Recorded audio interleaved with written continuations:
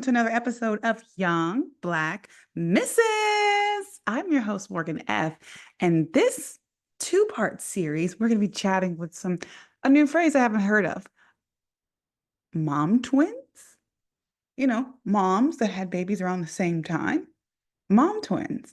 To be chatting about that, I am chatting with a fellow podcaster about her experience as a new mommy, and the conversation is so hilarious. I don't even really need to say too much.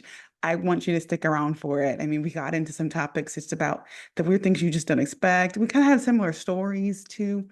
And we also had a thing where we didn't tell people that we were pregnant um, for a significant amount of time. And so that was just cool to know that we had that in common. So I can't wait for you to hear that later on in the main event. But right now, let's get into some segments. I'm shaking my curls. I'm shaking my curls. Shaking my curls. So actually, I said that with a little sadness, but actually it's going to be a celebratory shake, right? Sometimes you got to be proud of things. One of the things you'll hear in this upcoming episode is that it's okay to ask for help. And I guess, well, if I were going to make it kind of whatever, back in the day, there was a song, I want to say like late 80s, maybe early 90s, there was a song called Superwoman, and it's by a gal named, I want to say Lisa Fisher. She was kind of a Prince prodigy. I'm not sure what happened with her or whatever, but she has the song out called Superwoman, and it's epic to me, right? And some of the lyrics that resonate with me. Well, first she starts off talking about early in the morning, I put breakfast on your table and make sure that your coffee has its sugar and cream. Then she rattles off what her man likes to eat. But then like when you get there, you just tell me you're not hungry at all. You say you'd rather read the paper and you don't want to talk. Um, Later on in the song, she realizes that she's not the superwoman, that she needs love to be able to continue on to be a good wife, a good woman, a good mom, right? And I guess I'm really shaking my curls because I specifically feel women, moms, maybe Black mothers, Black women, period, may have felt like they had to have everything figured out and everything put together, when in actuality, like, soft life is soft lifing. And it is okay to be like, I'm in my I need assistance era. I'm in my what can you do for me era, you know? We always talk about eras. I'm in my what can you do for me era. And I guess I'm shaking my curls at the mentality of superwomanhood because it's unattainable. You can have it all, but you can't have it all at the same blessed time, I don't think. Because I always feel like, okay, personal life is going good, friendship is going good, but work not so much, or just any combination of the three, you know? So that's what I'm shaking my curls at. Just really that whole mentality of feeling like you have to have all the things and be all the things to everybody when you really don't. You literally can just ask for help, whether it be a friend, a loved one, like a service. We talk about this a little bit in the main event. Even if it's like a service, if you need to outsource things like cleaning. Like if that's not really my ministry. I'm not a clean, like deep clean kind of girly. That's not my ministry. I do my best. That's just not what I'm good for. But it's okay for me to ask for help. It's okay for me to know I can't do it all in one day when it comes to cleaning. I just cleaned my refrigerator and I was like, oh, I want to clean the bathrooms and do the floors. I'm like, girl, but that refrigerator took you an hour to do. And I just did the refrigerator, not the freezer too. You feel me? My hands still smell like bleach. Okay, so I'm just shaking my curls at all. All right, guys, let's get on to the next segment. All right, I've got a special guest. Alanna, say hello. Hi. I'm so happy to have you. It's so good to have a mommy friend on the call so we can just, because my girl is April 5th. I believe your daughter was in April too, right? Yes, nice. Oh, Something like girl. that. Yeah. Doesn't it feel foreign to say their birthday or like type their birthday in? You're like, "Oh, yeah." Yeah. When I fill out paperwork and it asks her birthday, especially for her, I'm like, are you talking about my birthday or her birthday? Like I'm still in that phase. Like, who are you referring to? So yes. Right. No, I totally get it. I'm right there. It's like at the doctor's office, it took a minute to just be like, oh yeah, da da da, that's right. Because I had to go to so many appointments at the jump. So I totally get it. But anyways, we just started chatting. Please let my listeners know a little bit about you. We know you're a new mommy, but just give us a little brief introduction. Okay. My name is Alanna. I am a new mommy. So she'll be 4 months actually in 2 days. So I feel like, I have made it past the new newborn stage, so you can kind of get a little bit of sleep now. I am a wife. I am a recent grad, a recent transitioner in my career. So I just have like a lot of changes that have occurred over the past year. So it's just been like a whirlwind and I'm still doing stuff. So this is like new news, new news. I just got accepted to a PhD program like yesterday. Okay. All right, So doctor. that's new too. Congrats. But no, I am community advocate, Black advocate, all that mushy gushy stuff, and a STEM baby as well. So Oh yeah. man, oh wow. Well, listen, I'm just so happy to talk to you. We were talking offline, just kind of getting our mommy vibe, so we already know this is gonna be a good chat. So I've really been focusing this season of Young Black Misses, really talking about the intersection of family and just like marriage. So when I've been friendly with your husband for a while. He knows some people I know. So I was just like, oh, let me get your wife on the call. This would be great because like we are in the same road and we're so road, so boom, boom. It's beautiful. Like, so I'm just so happy to meet you and chat with you. And I would love to know, since everything that you've been saying, you've already come back to work. How has that transition been for you? Just like moving back in. Ghetto, 0 stars, highly do not recommend. Girl, I So feel you. I transitioned from the corporate world. So, okay, it's kind of a long story, but it's gonna loop back around. So when I Mhm. worked in the corporate world, in private sector, our maternity leave or parental leave, it was called, was a year. You got a year of paid time off. I know. You had a year of paid Okay. time off. When I left my company, I took a corporate buyout. Um, um, 3 weeks after I took the corporate buyout, that's when I found out I was pregnant after I had left. And I found out I was 2 months pregnant when I found out. So in my new role, working at a public institution, so I work at a university now. Crazy. As hippy dippy as universities are, there's no official paid maternity leave policy or program. So also because I didn't work here for a year when I had to leave, Hmm. I didn't qualify for FMLA.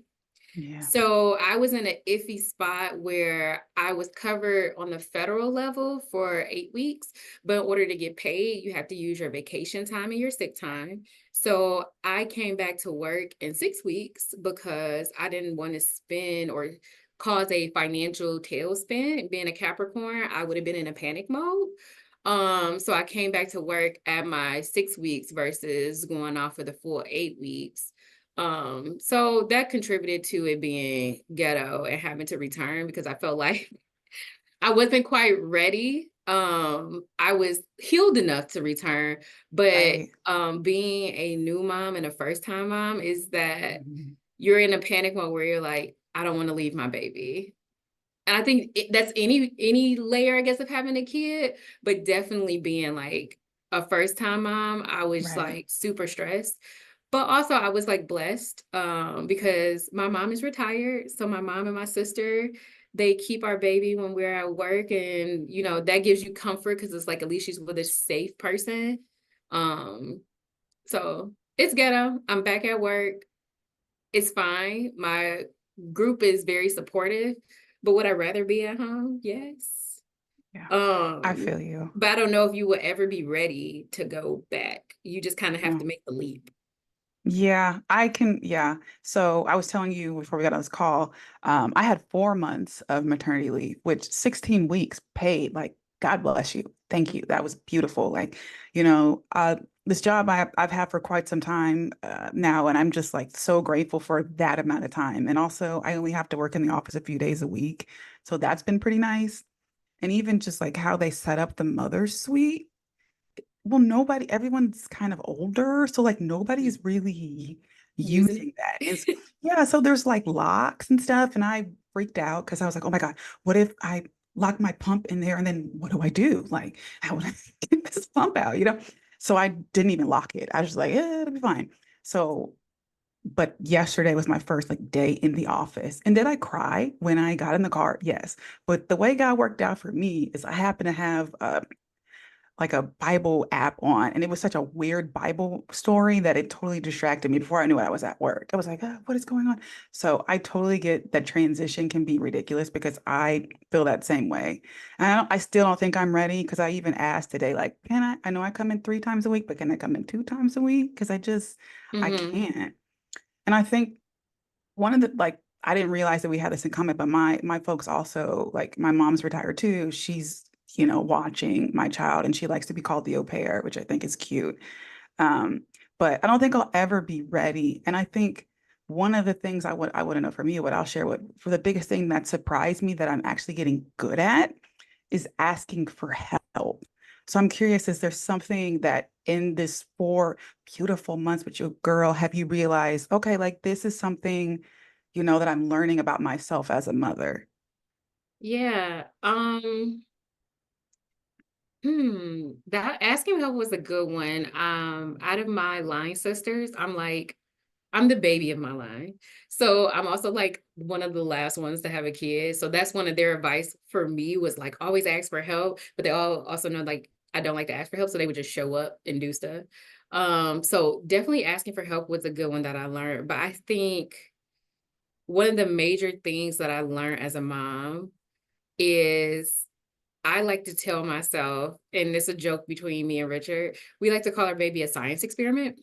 And I'm like, she's the greatest science experiment. She doesn't even know it. Um, I'd like to say, well, she's never been a baby before, and I've never been a mommy before, and I don't know what I'm doing, but girl, you alive today. So that means we did a good job yesterday. And I just, every day it's just that. So we cheer for the big stuff and we cheer for the little stuff. And that's our thing since we've been saying since the pregnancy is happy, healthy. We just keep reminding ourselves the major thing is happy, healthy. And the other things we could fill out along the way. We could, figure it out. But it's like if you follow all like the mommy blogs and the Instagram pages and the TikToks and stuff, you're gonna get so overwhelmed. Like I was so overwhelmed, like, oh my God, I don't think she's doing enough tummy time. I gotta time it out to make sure, they said 30 minutes a day, but she only be awake for 17 seconds. So I gotta keep timing out the 17 seconds until we get to the 30 minutes. And I was getting overwhelmed. And then I was just like, you know what? My parents didn't have tummy time. I wasn't a tummy time baby, so I could walk. So it'll come together. Yeah. So give yourself grace, but I ain't never been a mama before. She ain't never been a baby before. So we gonna figure it out together. Girl, I'm about to put that on a poster. This is our first time your first time in this world, my first time as a mom. And I'm the youngest child. So Me sometimes when too. I feel the type of way when they be like, oh, second child syndrome, like da da da. And I keep saying this to my husband. I'm like, the way that we just be looking at her and pouring into her, I'm thinking if we're blessed to have another child, are we gonna be able to give this same energy? And my husband's like, well, that child will get more because they got her daughter too. And I'm like, oh, you're right. But watching an Instagram, watching a YouTube, watching other people, because I go to a breastfeeding support group and Mhm. I see the girlies with their kiddos on the little, the pet blankets and they're doing the tummy time. And some of these kids are older. And then I'm looking because I'm kind of comparing because I'm like, dang, how much they weigh? My girl ain't da da da da. It's just, I feel like that's another thing. Like, hey, this is your race. This is your child. She on her level. She on her road and she gonna be all right. But yeah, that tummy I, time thing is a trip. yes, I felt that way for just a hot second because so we waited almost into third trimester before I told people we were pregnant because I didn't really look pregnant, so Are I we the got away same with it. person? Are we- So so it was like I had peace for a real long time. And like I kept telling Rich over and over again, I just don't want to be overwhelmed with other people's expectations and questions. And one of the things that people will always ask, they always ask, are you going to have a natural birth or are you going to breastfeed? And I was like, well, I don't have any pressure to breastfeed, but I said, but I'll give it a try. I'll do the lactation counseling.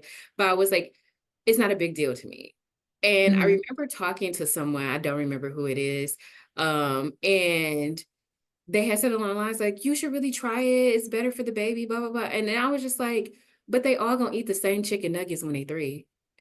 And when I say her face was just so shocked, I'm not stressing myself. Like, yes, do I want to try? Yes, I'll give it a try. But if it doesn't work out, I don't want to overwhelm myself to the point of mental despair for them to eat the Wendy's anyway. What you mean it's not the Burger Kings, or McDonald's? You got McDonald's. But the Happy Meal was our generation, right? But that Correct. that is so true because I feel like that I've heard someone say comparison is the thief of joy, but fed is fed. Like if I give her a bottle that I pumped, or if I give her a bottle that came from a canister, she's still eating, period. But I mean, 100%.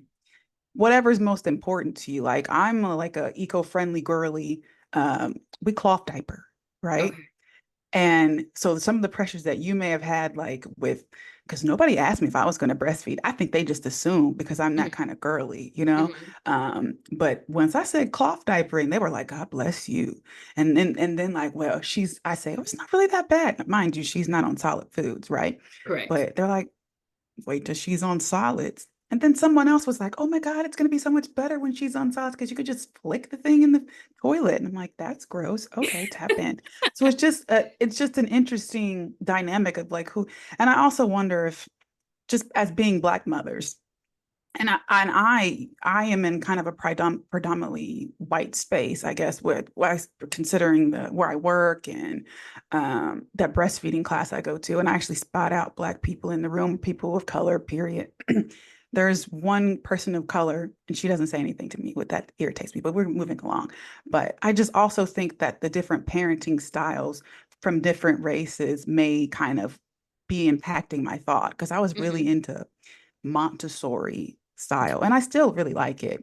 But I Same. honestly don't think that's necessary. Like tummy time, like it's kind of whatever your child is gravitating towards. Mm-hmm. I'm curious if you've had any like mommy pressure, like, or not even like even mommy guilt this early in the game, and like how you've been coping with it. And then I do want to circle back to the and not announcing because we need to have a conversation about that. Okay. So, in the beginning, it was pressure. But I think the pressure subsided because I have a good partner. So one thing I can say, um, I I just turned 34 this year. So this is my first baby at 34. And a lot of my Same. friends, I don't know if it's a millennial thing, but a lot of my friends wait until like 30 and above to have kids, right? Yeah. So we're in our own little cohort. My mom had me when she was 35. So it didn't really like it was never in my mind where I felt like rushed. But I've been saying to my friends, just looking at their experience, your partner and your support group can make or break your pregnancy experience and your postpartum experience.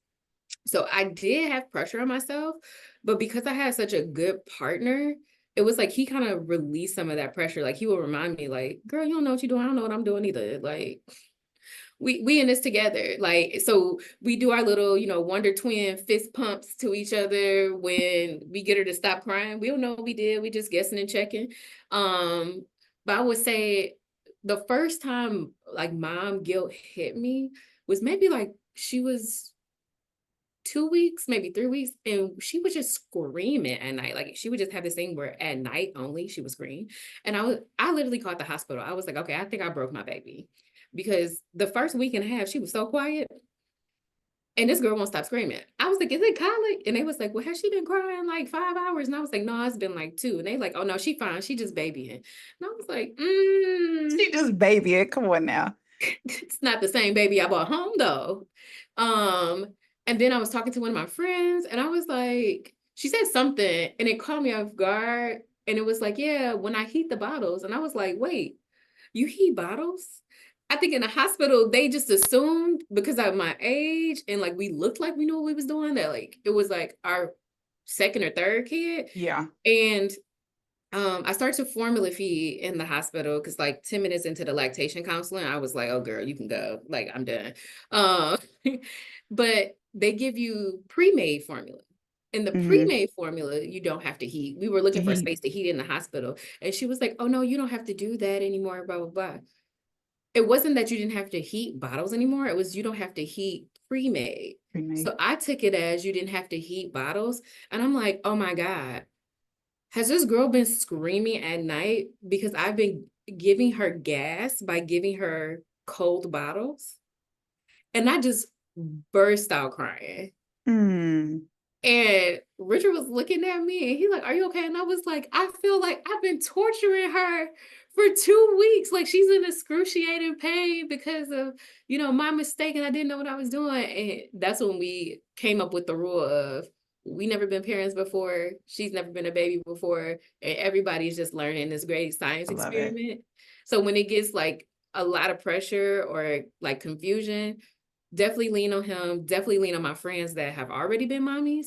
But definitely constantly reminding myself, girl, you don't know what you're doing. Happy, healthy, and alive. I That's all. love it.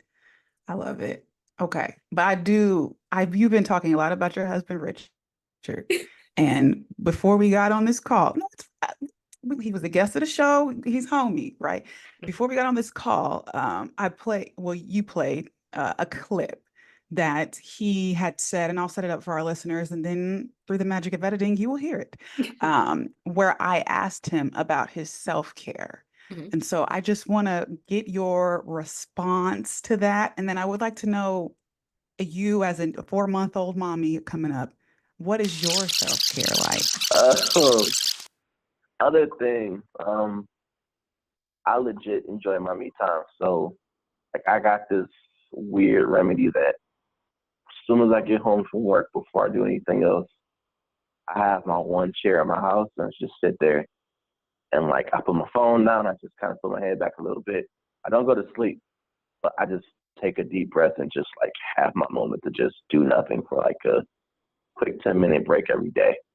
Um, and lastly, the new thing I'm into, I got back to reading. Um, Reading kind of takes you away from the realities of the world and it puts you in a whole different world. And yeah, so I started reading the what's that, Charlemagne's new book, The Shook One, Just one. latest book.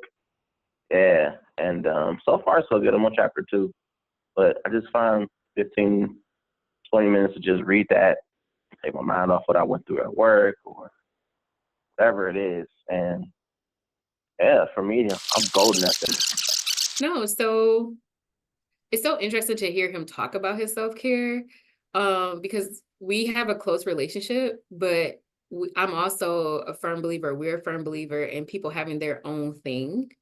So he has a podcast, I have a podcast, but I don't listen to his podcast.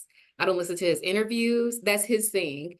Unless he asked me for advice on something, it's kind of like your baby. I don't want to touch it because I don't want it to be like, let's critique this thing. It's your thing. You stay over there in your bucket. I'm going to stay over here in my bucket.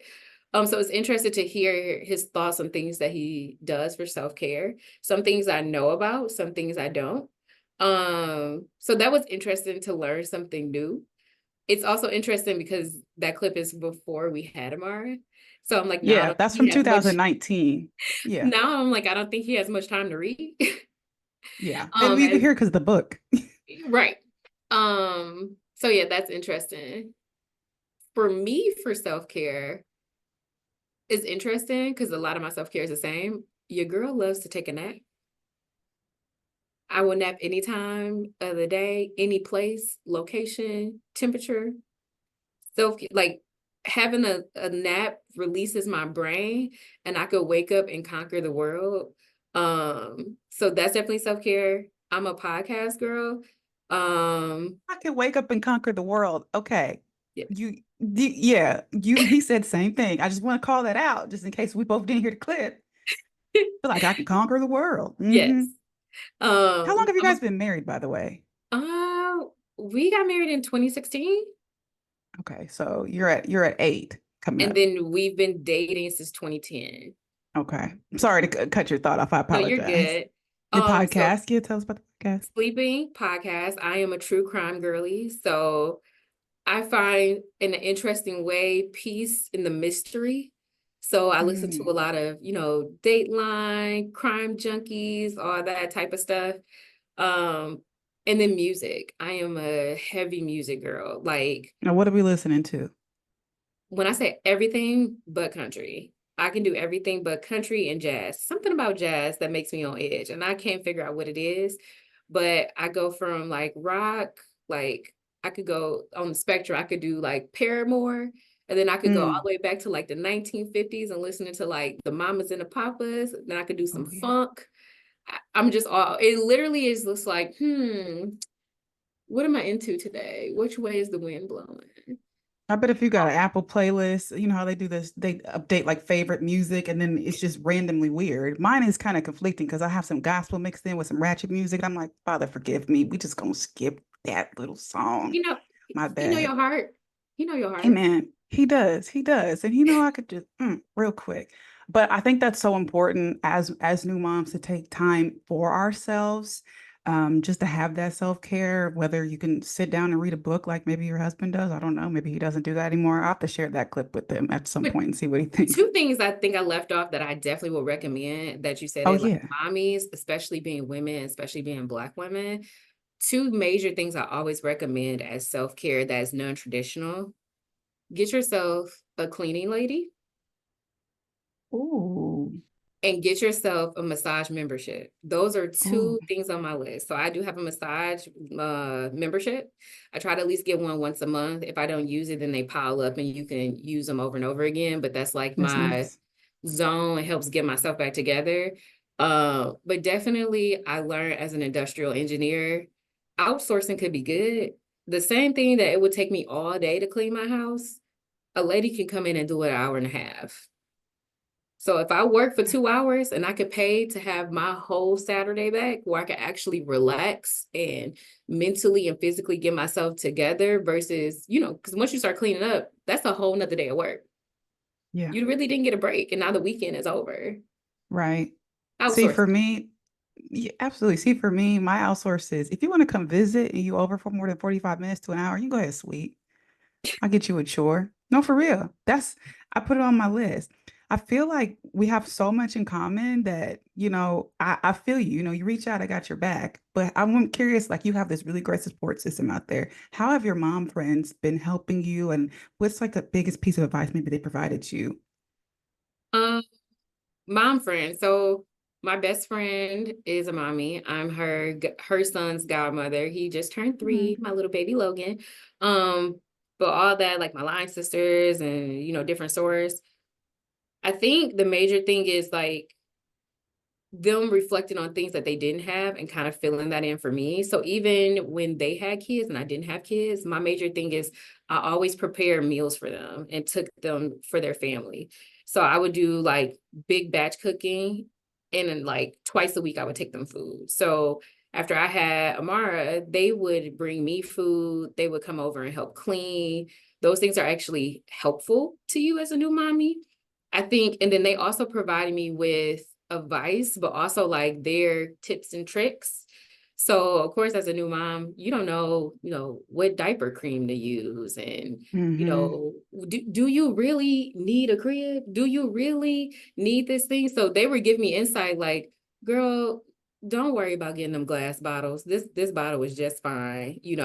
Don't worry about trying to get this contraption where it's $500. You can get this thing over here that's $90. It does the same thing and it's just as great. And that has been very beneficial because there's so many things marketed to mommies, marketed to babies, and then you actually learn from like the doctor where they're like, we actually don't recommend that. Or you learn from your mommy friends like, yeah, you don't like it's good to have a crib, but if you don't have, the funds or the resources or something else is more important, like that baby's not even gonna sleep in that crib for 6 months. They recommend room sleeping. So, get a lounger, get a bassinet, get this type of car Right. seat. So I think that's been the major help And then also being able to lean on them when I don't know things. Like clearly I didn't know about warming bottles and my mommy friend helped me figure that thing Right. out. So knowing somebody that's like in the trenches with you when you're up in the middle of the night, like when I would be up doing middle of the night feedings.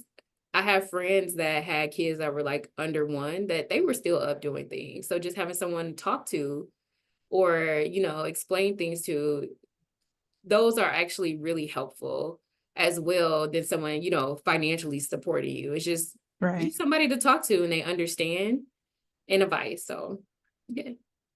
I feel you. I feel you. I think the biggest thing for me is trying to make a new friend. I think I got her number, so I think we're cool now.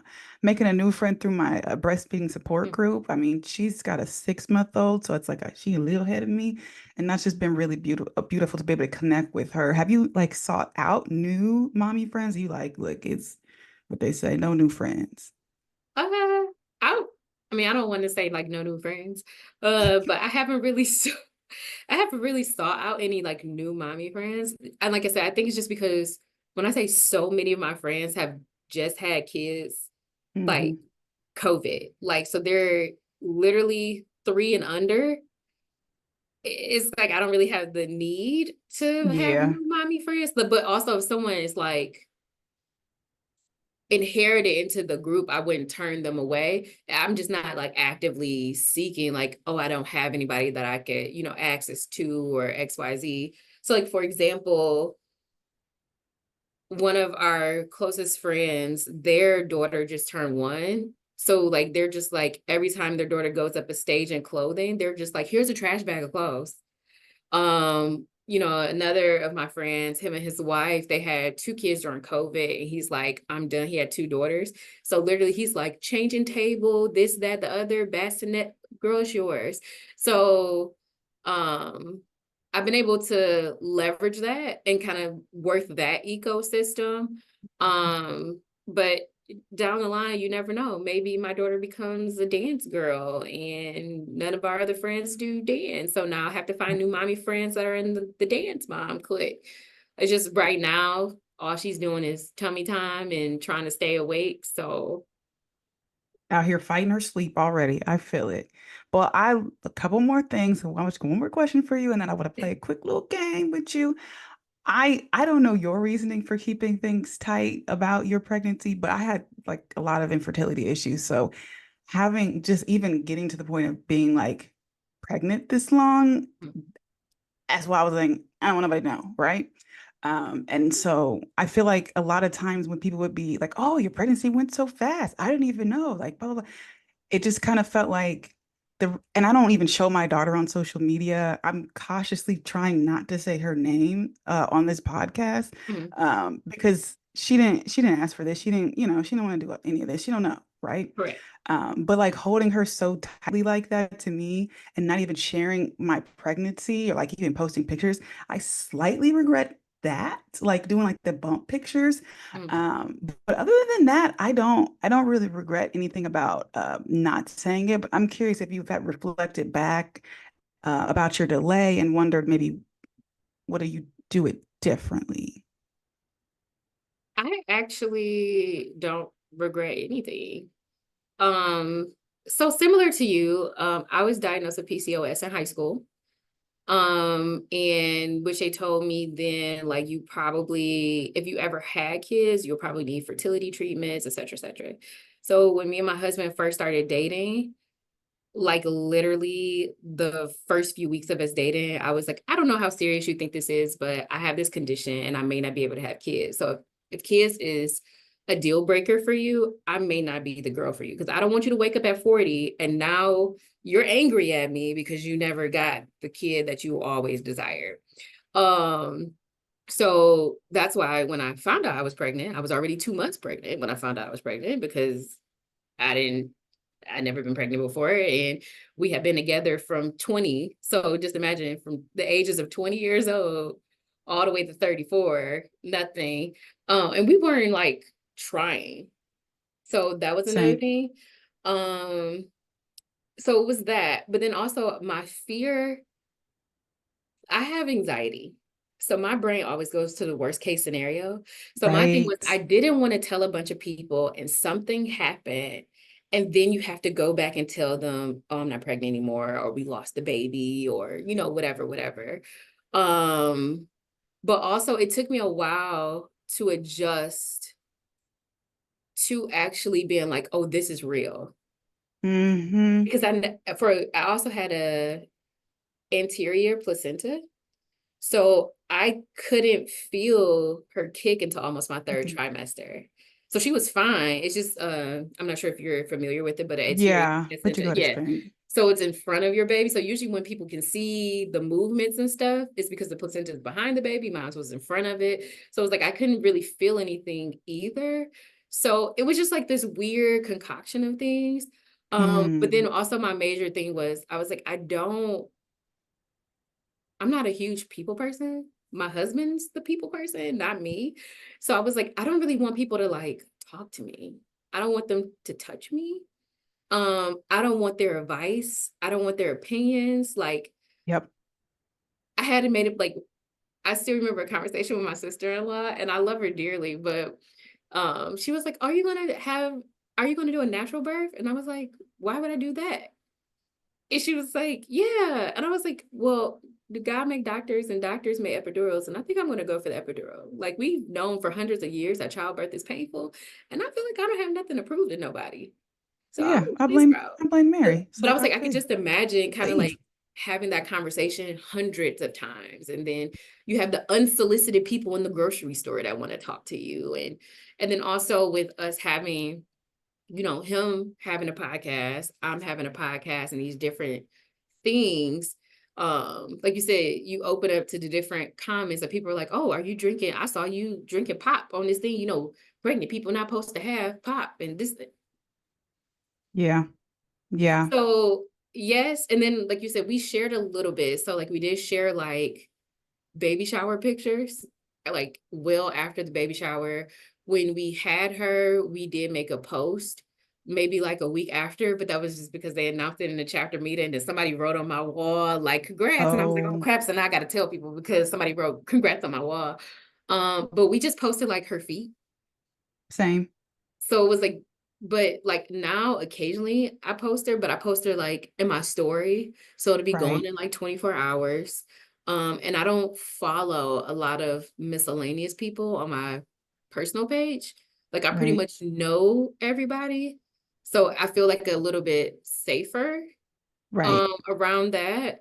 Um, so long and the short, like there's nothing I really regret. I guess my only regret is I wish I could just not say anything else. And just pop up, had a baby, and then just keep it, push it. Yeah, that's a vibe. Because Yeah. I didn't really gain that much weight, like 30 pounds. So I probably could have got away with it. Mhm. But I just everything you said and the unsolicited advice, like people I told my manager just out of like you need to know, but then Mhm. I didn't tell my coworker. I mean, I did eventually, but he didn't notice because he's oblivious to his life. Anyways, but I don't work with him anymore, so it's fine. But like, I just feel like this is my body. This is my family growing And in it's me. also awkward. It's really Yes.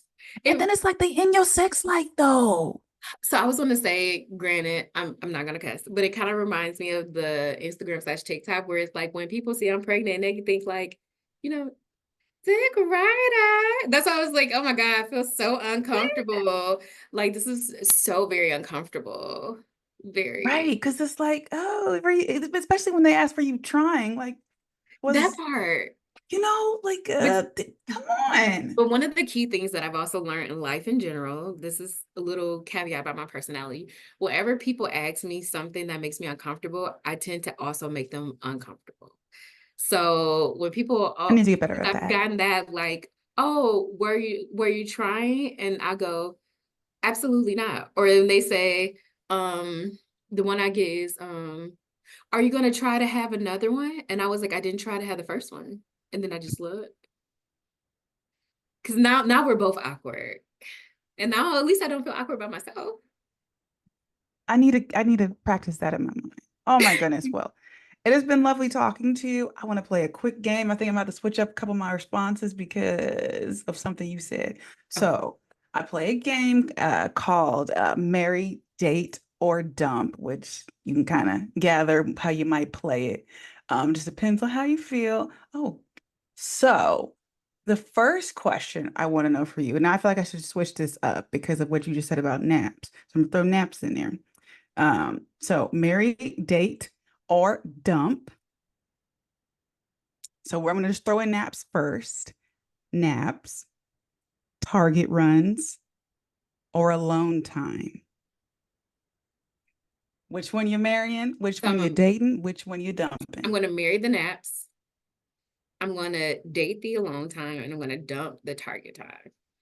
And the funny part is I used to work at Target and I despise going into Target, but as a person who is utterly like cringeworthy at a Walmart, I kind of have to go to Target by default. But if in a perfect world, I would too not like to be in Target. I feel like we're the same person.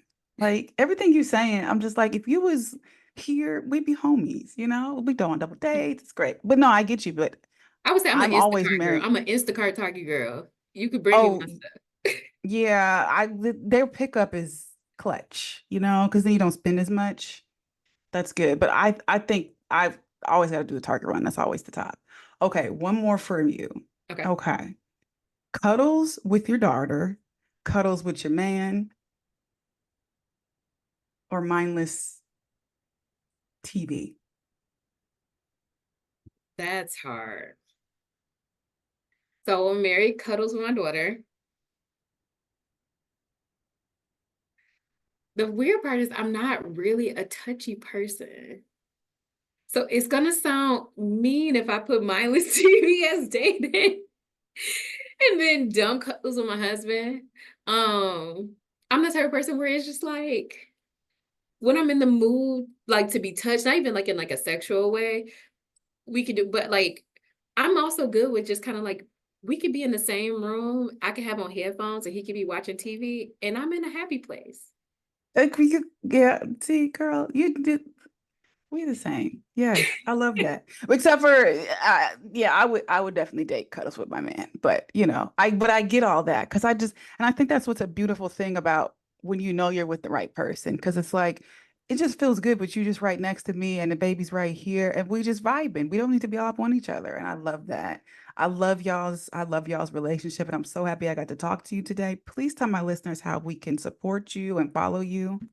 Yeah, so I think the best thing is well, you may know or they may know, we're relaunching our podcast. We had a little hiatus because I was finishing up my MBA. Kayla was finishing up another master's in cybersecurity, and then I found out I was pregnant, so it was a whole hoopla. But we're doing a Right. relaunch of She Too STEM. So the best way to follow us, She Too STEM on Instagram as well as on Facebook. And then you could follow She Too STEM on any of your podcast platforms and get caught up.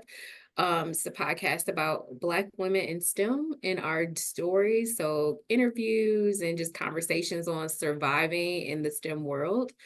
So yeah, that's the best way to find us on there. We post, and even when we're not posting, we're still watching. So yeah. I love it. Okay, well, Oh, and thanks that's so much for. Oh, two as yes. in TOO, because grammar. So two with two O's. Oh. Okay, we're gonna drop all that information in the description of this podcast. So you stay right here, but listeners, we're gonna go on to the positive tip.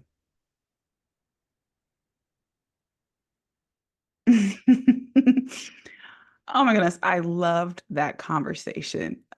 Just the positive tip for this episode is I think it's so important to see yourself in other moms. I think it's so important to be able to know that you're not alone in this journey. And as we were talking about, like we've never been moms before. They've never been on this earth before, our child. So everyone's in a learning curve, and that is perfectly okay, right? Everyone's figuring these things out. And for centuries of centuries, people have been birthing babies and raising them up to adulthood. So if we don't get enough tummy time or whatever, they're going to figure it out. You know what I mean? And allowing yourself that grace, not only to make the mistake, but learn through the mistake. I feel like that's the biggest thing that I hope you took out of this conversation. And I hope that if you've listened this long, you hit the like button if you're watching on YouTube, or you subscribe and share this with another one of your mommy friends, or someone that is kind of newly in that season, or someone that you just believe that will benefit from this episode, whether it be this YouTube link or the podcast. You can follow me on social media on Instagram at Young Black Misses. I'm on the face of the book, but I'm not really that great at posting. I think I need to just start a bulk. Like when I post to Instagram, just post it to Facebook. Um, as well as if you're on YouTube, yeah, thanks for watching me. But we're on YouTube. You can see my cute little face and my chip nails. Don't judge me. So you can definitely check us out on those medias. And until next time, peace.